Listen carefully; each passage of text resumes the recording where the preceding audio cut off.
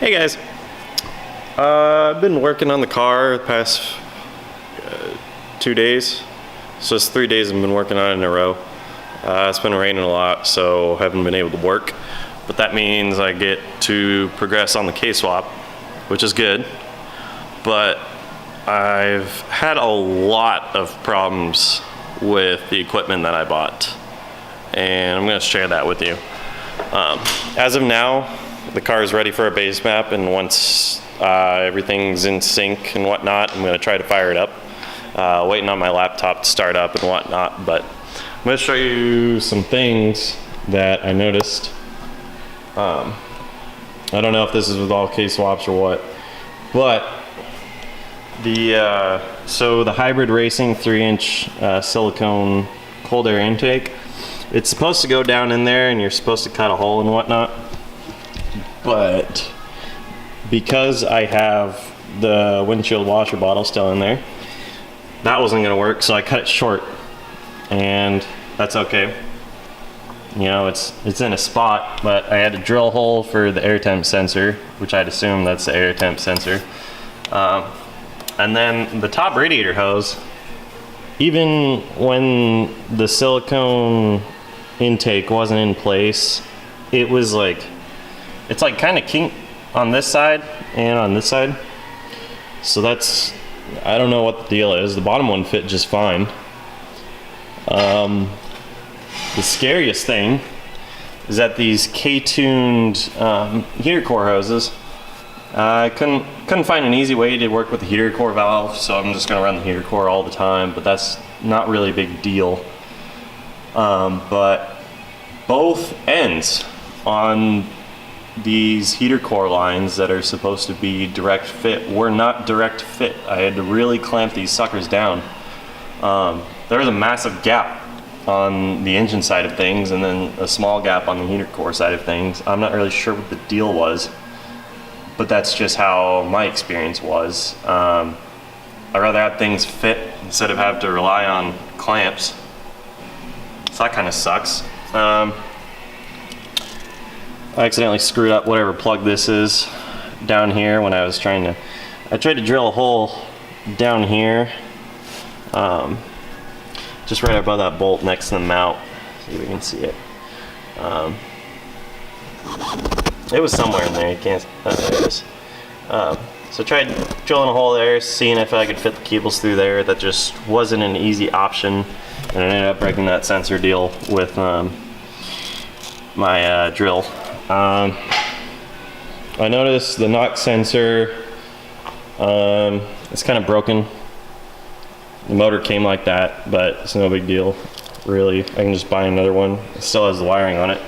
Got this really nice, I feel like I did a pretty okay job of making the starter and alternator lines go to the battery. It's fairly hidden. That's not bad. It's there. I got a garden stop growing valve cover. I don't know if that's even going to do anything. Got the vacuum line deal figured out for the brake booster. I put a vacuum block so my fuel pressure regulator has vacuum reference. Very important. I bought the K-tuned throttle cable, which is really long for some reason. God, what else? Hybrid Racing comes with the neat little breather filter for the intake.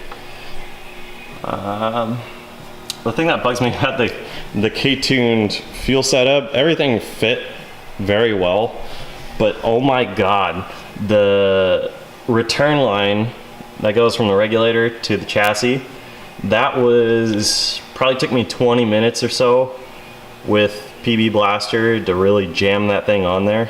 I don't think it's ever going to come off, but holy crap was it a pain in the ass. I don't know if I did this right, but there's no room under the fuel rail to fit the wiring, so that's kind of a gripe. I really want to see this and just this, but I can't. And another thing is you have to extract the studs that are in the intake manifold, because they give you these stupid Allen bolts that I hate so much, because apparently show cars need Allen bolts on everything. This is not a show car. I just want the rail to fit. I just want to put it on there. with OEM hardware and just have it work. One weird thing is with the AC and power steering relocating deal, it works. It's really weird is that they have you take the tensioner off when you're done tightening it, so it kind of just, as you can see over here, it kind of clamps into itself to keep it in place. I did like that they came with an alternator pulley. Everything fit pretty well once I figured it out. Oh god, what else? What else? I think those were the only real pains in the butts. The K-swap header, 2.5 inch, fed right up through the bottom really easy. That was nice. Bolted right in. There's tons of clearance everywhere. Well, I guess the only thing I didn't like about that is that they shoved this Q-tip into where you put your O2 sensor. So I was trying to put my O2 sensor in, and it wasn't going in because there was a Q-tip in there. Really weird. I mean, I imagine if that would have gotten shoved in, it would have just caught on fire in the exhaust, and it may or may not have been a problem, but it's just weird. It's just weird there's a Q-tip in there. But yeah, it looks fairly nice. I got the seats in, the shifter in place. So one gripe I did have is that you probably can't see it, but down there I have the Firewall Grommet, and you cannot lay it flat like this. It has to be going through the firewall vertically, or else the grommet just, you can't put it in place because the OEM shifter cables, they don't allow enough space. They're not long enough, basically. So that kind of sucks, but you know, beggars can't be choosers, right? The steering wheel in, all this. Definitely gonna have to clean up that wiring mess because that is just a nightmare. But everything did work. Yeah, the switch panel comes out easily, and that's really nice. I tested the fuel pump and ECU button, all that stuff. The starter button works. I'm gonna load up the base map and then you know, do some things off camera, and then I'll show when I go to start it. So wish me luck. Ready? I don't have a fire extinguisher. You guys just let me know if something leaks.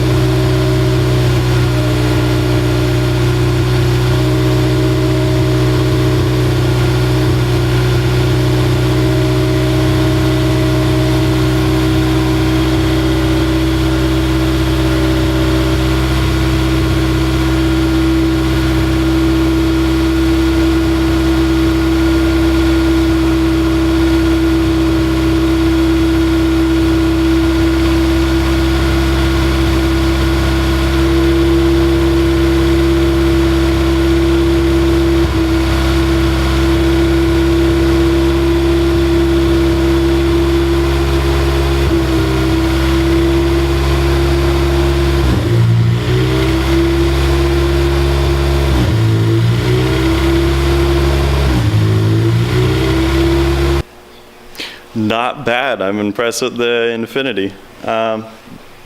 Definitely have to sync the timing. I think I gotta get a better timing light gun. I don't think mine picks up the coil on plug signal, so I'll have to figure that out. But overall, I don't see any leaks, so that's good. You know, I was really worried about that. Nothing.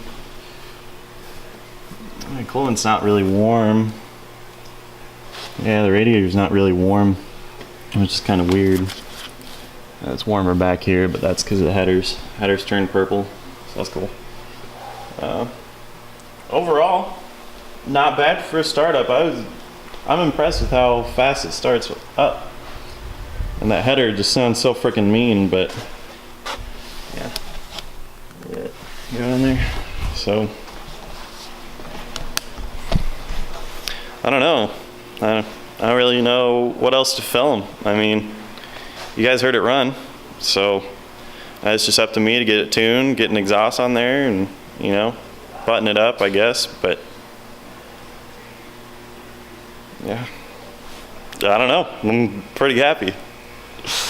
But God, I guess I'll see you guys in the next video. Later.